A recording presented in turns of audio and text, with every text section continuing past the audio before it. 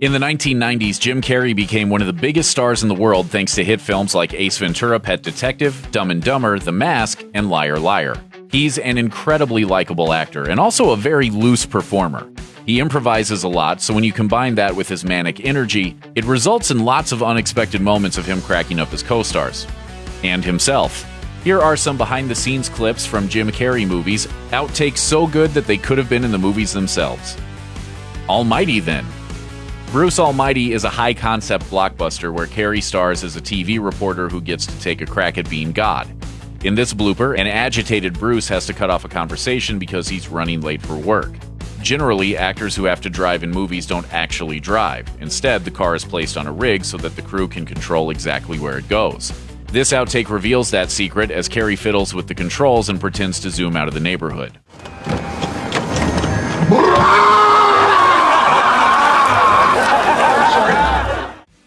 Poppin' with the Penguins.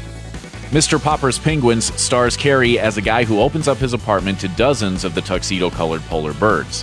For many of the shots, the production used real penguins, and they've got genuine comedic chops. In this outtake, Carrey attempts to establish comic rapport with a prickly penguin who reluctantly obliges. First, the bird completely ignores his attempts at friendliness. Then, when he attempts the old "it's for you" bit with a phone, the little critter amusingly snaps its beak as a clever retort.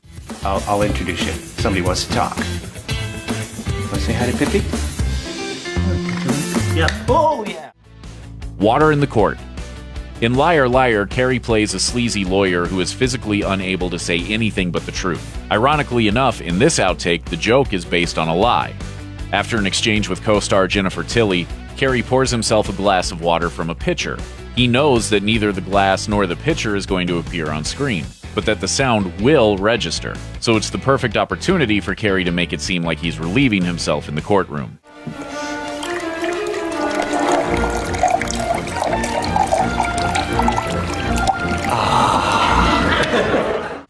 Something about Merry Christmas. In this moment from Dumb and Dumber 2, best friends Harry Dunn and Lloyd Christmas are having one of their little arguments. In the outtake, Carrey adds some highly theatrical laughing.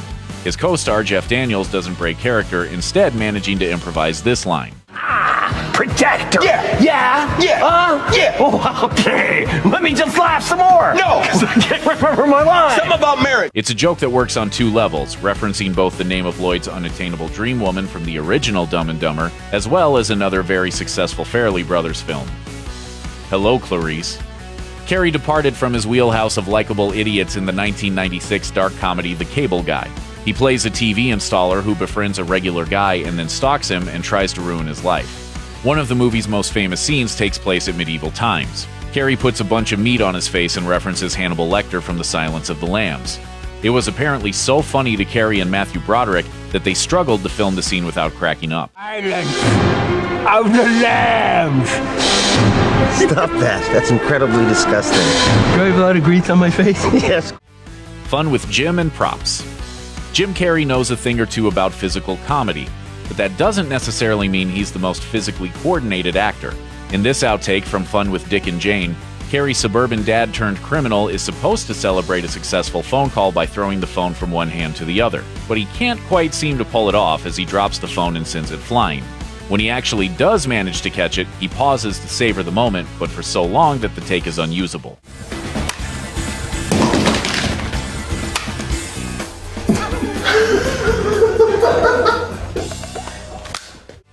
A series of fortunate riffs. A series of unfortunate events is based on Lemony Snicket's gothic children's novel about the orphan Baudelaire children.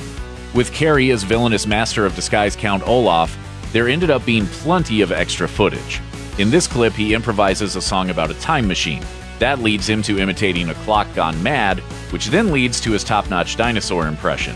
Somehow, his co-stars continue to pretend to sleep even as he runs around and, well, does this.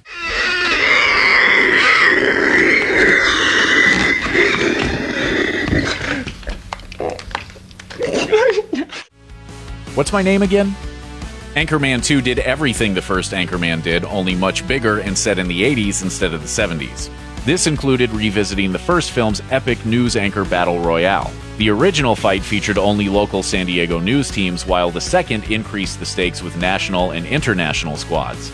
There were cameos galore, including Carrey and Marion Cotillard as a Canadian duo.